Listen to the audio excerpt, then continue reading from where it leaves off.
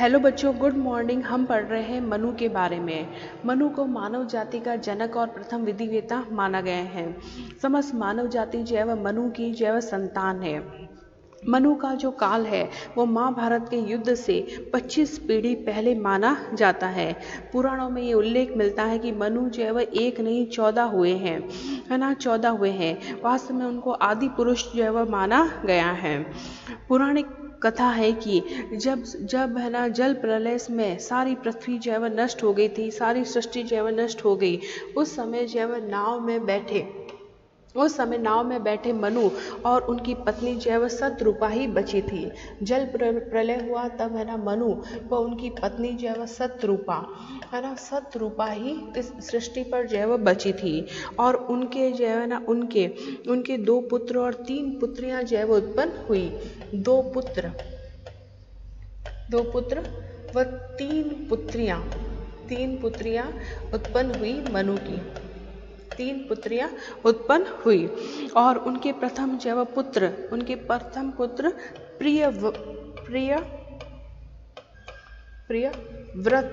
प्रियव्रत के वंशज में भरत और ऋषभदेव आदि का जो है वह जन्म हुआ, जिनके नाम पर जो है वह भारत देश का नाम जो है ना पड़ा। और उनके दूसरे पुत्र और पुत्रियों के कुल में भी जो है वह महान ऋषि और बलशाली जो है वह योद्धा हुए। और इस प्रकार मनु की संतानों से मानव परिवार की वृद्धि जो है वह होती चली गई और समस्त मानव जाति जो है वह उन्हीं के जो है वह परिवार के अंश है। मनु के संबंध में विद्वानों में बहुत बड़ा जो है वह मतभेद पाया जाता है ना। मनु के संबंध में कालिदास ने अपने जो है वह नाटक रघुवंश में लिखा है। मनु के संबंध में कालिदास ने अपने नाटक जो है वह रघुवंश में लिखा है। रघुवंश के अंदर लिखा है कि रघुवंशी राजा मनु के द्वारा जो है बताई गई पद्धति के अनुसार जो है शासन करते थे और उनसे जो है उनके अकॉर्डिंग ही जो है शासन किया करते थे। और उनके द्वारा लिखे गए शासन के जो है इधर उधर जो है भी नहीं चलते थे। रघुवंशी राजा, उन्होंने कहा है कि रघुवंशी राजा मनु के द्वारा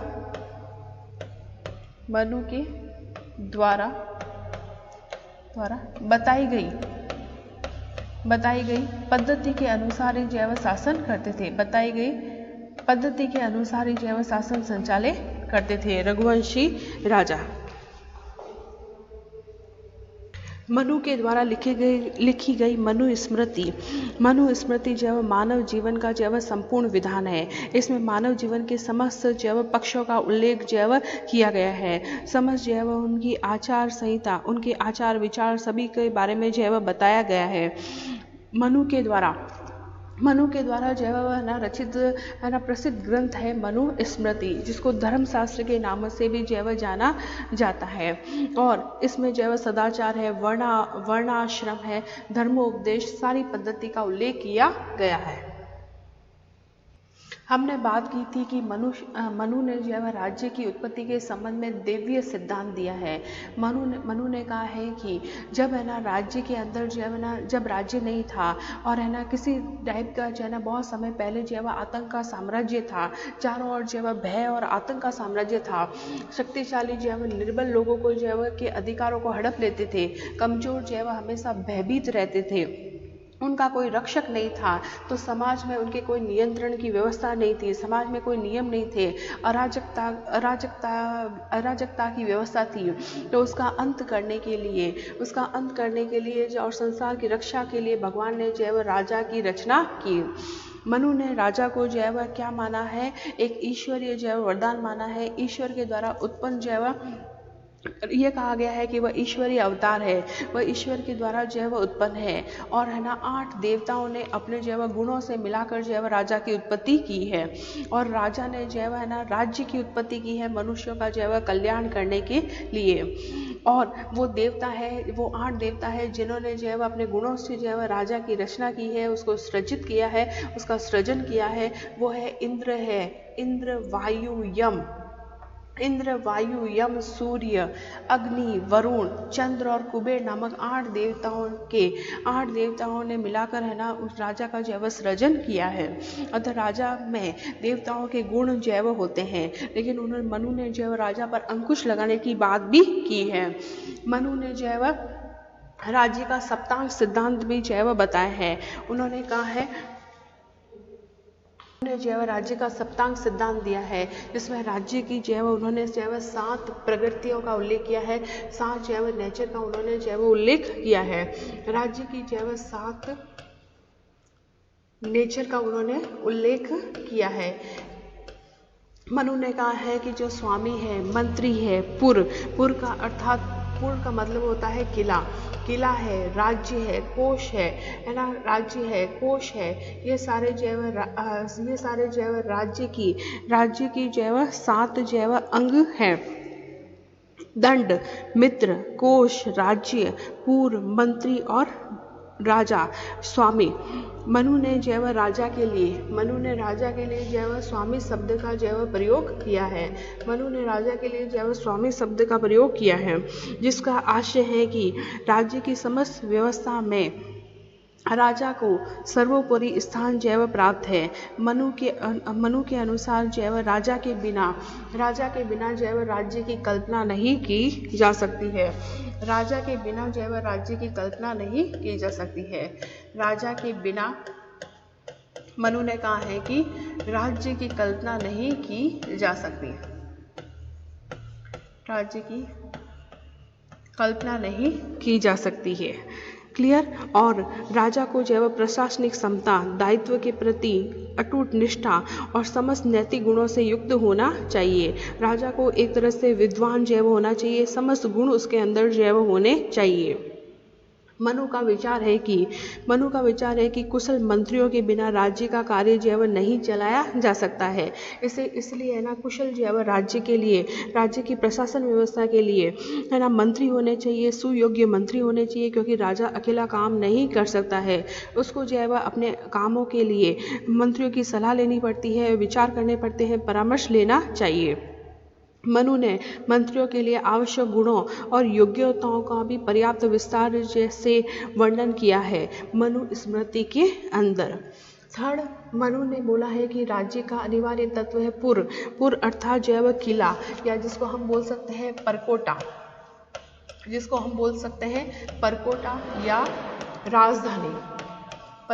या राजधानी जैव बोला जा सकता है। किला, परकोटा या राजधानी जैव बोला जा सकता है। मनु का मत है कि किला जैव सुरक्षित होना चाहिए और उसमें भरण पोषण की जैव पूर्ण व्यवस्था होनी चाहिए। किला जैव सुरक्षित हो और उसमें भरण पोषण की जैव पूरी व्यवस्था होनी चाहिए, और उसमें भरण पोषण की जैव पूरी व्यवस्था जैव उस किले के अंदर जैव होनी चाहिए। मनु ने जैव बहुत सारे जैव किले की जैव श्रेणियां बताई है। मनु ने मही दुर्ग की बात की है, मही दुर्ग, ठीक है, जल दुर्ग, बहुत सारे उन्होंने जैव किलों के टाइप का भी मनु स्मृति के अंदर जैव वर्णन किया है। वृक्ष दुर्ग, गिरि दुर्ग, मनुष्य दुर्ग, इन किलों का उन्होंने जैव वर्णन किया है। ठीक है। इसके बाद में मनुष्य ने बोला है कि राज्य के सप्तांग सिद्धांत में उन्होंने लिया है राज्य को, है ना, राज्य की प्रगति के रूप में उसने राज्य का भी उल्लेख उन्होंने जैव किया है, जो थोड़ा सा जैव भ्रम उत्पन्न करता है। लेकिन मनु ने यहाँ पर राज्य शब्द का प्रयोग जो है उस अर्थ में किया है जिस अर्थ में कौटिल्य ने जनपद शब्द का प्रयोग किया था। कौटिल्य ने जैसे जनपद शब्द का प्रयोग किया था, वैसे ही जैव मनु ने यहाँ पर जैव राज्य शब्द का प्रयोग किया है। राज्य का यहाँ पर अर्थ है कि राज्य की भूमि और उसमें निवास करने वाली जनता। राज्य की भूमि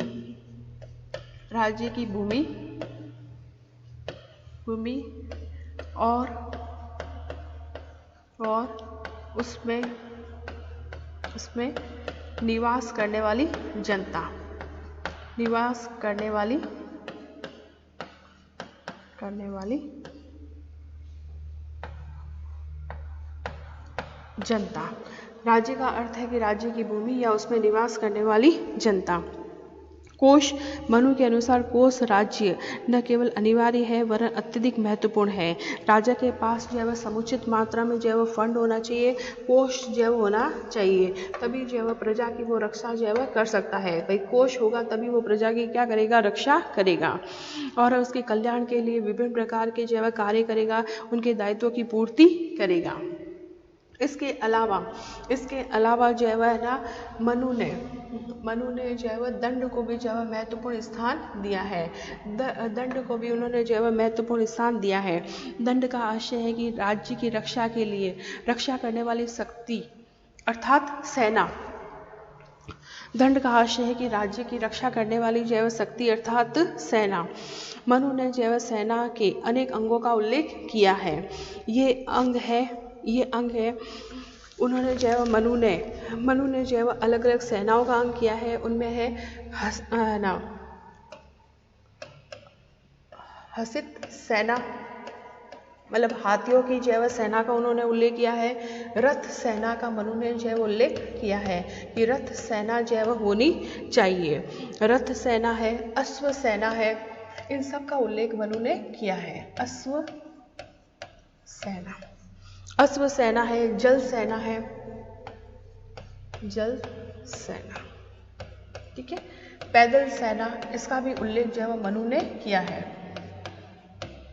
पैदल सेना का भी उल्लेख मनु ने किया है। मनु ने राजा को परामर्श दिया है कि वह सेना के सभी अंगों को जो है सुदृढ़ कर राज्य की रक्षा करे और समुचित व्यवस्था करे।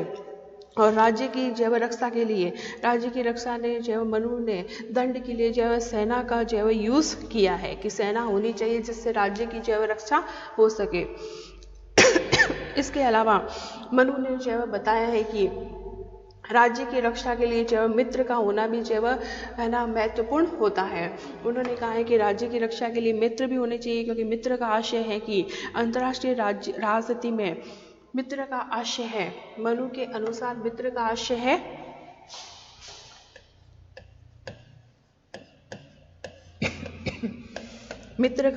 अंतर्राष्ट्रीय राजनीति में राज्य के मित्र अथवा एक राज्य के अन्य राज्यों के साथ मित्रतापूर्ण संबंध।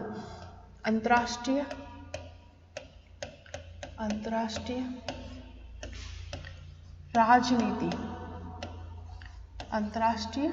राजनीति में राज्य के मित्र, राज्य जो है वह अपने जो है पड़ोसी देशों से अच्छे संबंध जो है वह बनाकर रखेगा, तभी उसका जो शासन व्यवस्था जो है वह सुचारू रूप से चल पाएगी। राज्य के मित्र अथवा यहाँ पर मित्र का मीनिंग है एक राज्य के साथ अन्य राज्यों के साथ, एक राज्य का अन्य राज्यों के साथ, अन्य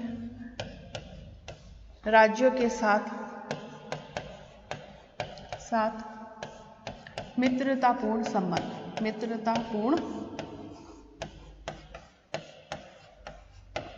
संबंध।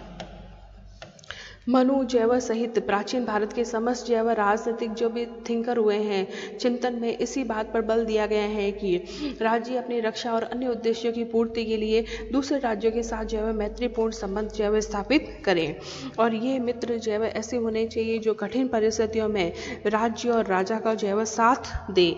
तो मनु ने जो है वह इन 7 अंगों के बारे में जो है वह बताया है कि राज्य की ये 7 जो है वह अंग है, 7 जो है वह राज्य की क्या है, नेचर है।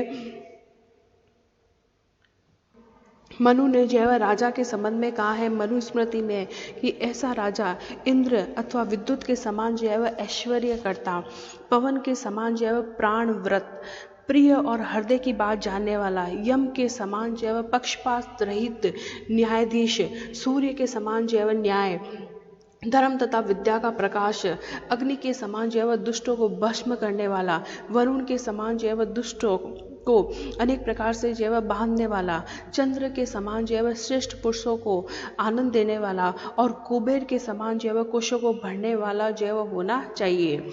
मनु ने कहा है कि भाई राजा जो है वह एक बालक ही क्यों न हो, लेकिन उसकी भी आज्ञा का जो है वह पालन करना चाहिए। मनु ने आदर्श जो है प्रशासनिक व्यवस्था का भी वर्णन किया है। उन्होंने कहा है कि प्रशासन को सुचारू रूप से चलाने के लिए राजा को जो है ना राजा को गांवों और नगरों में राजा को है ना क्या होता है गांवों और नगरों में राज्य को जो है विभक्त कर देना चाहिए और 2, 3, 4 या 100 गांवों के मध्य अपना राज्य स्थापित करना चाहिए। प्रशासन की देखभाल के लिए मंत्री है, न्याय है, पुलिस है, गुप्तचर विभाग की व्यवस्था जो है वह की जानी चाहिए। मनु ने कानून और न्याय व्यवस्था का भी जो है उल्लेख किया है।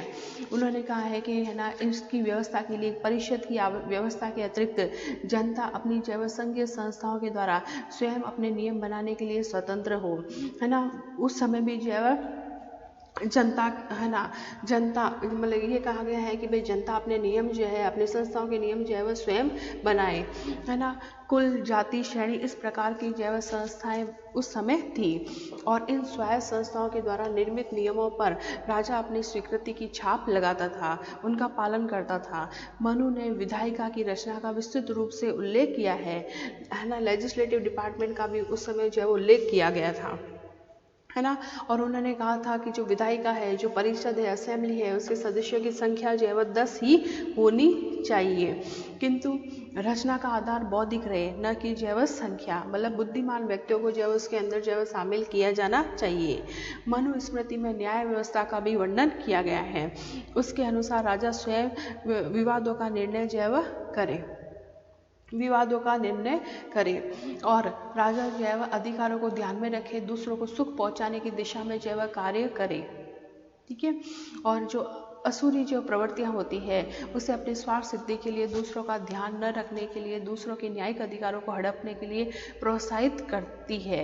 इसलिए इन असुरी जो प्रवृत्तियों का जो है वह त्याग करे। उनके अनुसार जो है वह राजा पर भी जो है वह अंकुश होना चाहिए और राजा पर जो है वह धर्म के द्वारा अंकुश लगाया जा सकता है।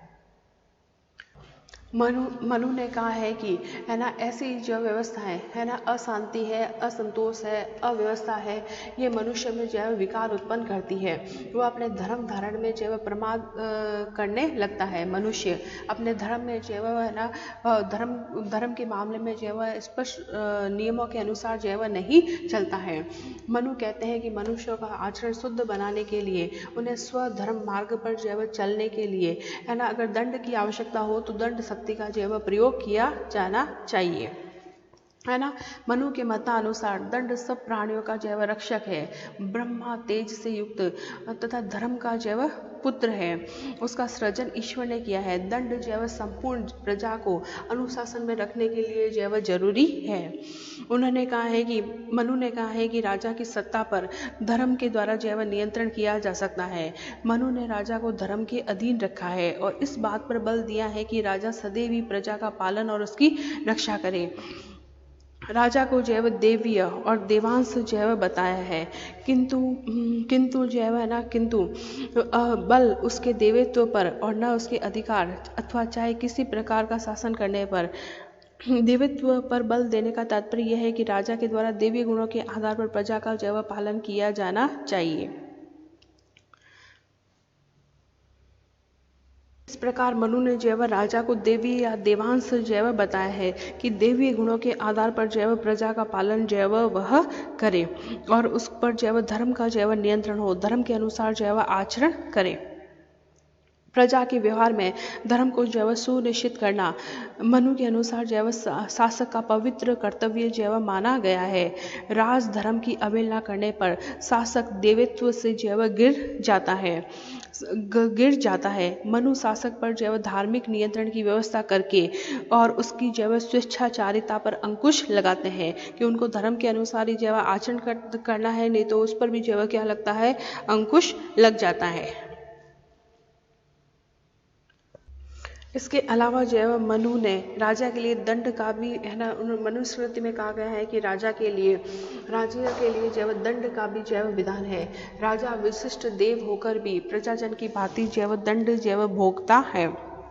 इतना ही नहीं वरन जो है वह अपराध में साधारण व्यक्तियों को दंड दिया जाता है। उसी प्रकार जो है वह राजा को अधिक ज्ञानी होने के कारण जो है वह है ना 100 पण दंड जो है वह मिलता है। दंड जो है वह मिलता है। दंड विधान की मनु ने जो है दंड विधान को जो है इस दृष्टि से भी महत्वपूर्ण बताया है कि दंड में जो है नैतिक जो है भर्त्सना की जो है बात कही गई है। उन्होंने जो है राजा के लिए भी दंड के विधान की बात कही है।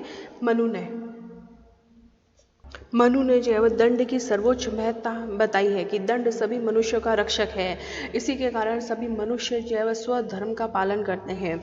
यह सर्वोच्च और सर्वशक्तिमान जो है दंड ही संपूर्ण सामाजिक व्यवस्था की रक्षा और देखभाल करता है।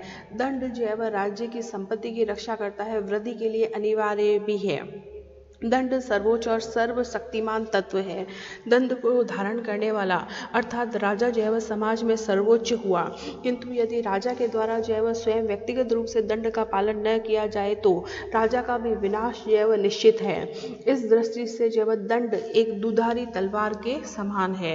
मनु ने कहा है कि दंड जो है क्या है, दंड एक दुधारी तलवार के समान है। ठीक है। मनु ने जो है दंड की महत्ता पर बहुत अधिक गुणगान जो है किया है। दंड जो है सामाजिक जीवन का आधार है, जिसके बिना जो है सारी मर्यादाएं जो है लुप्त हो जाती है। ओके बच्चों, आज इतना। Thank you.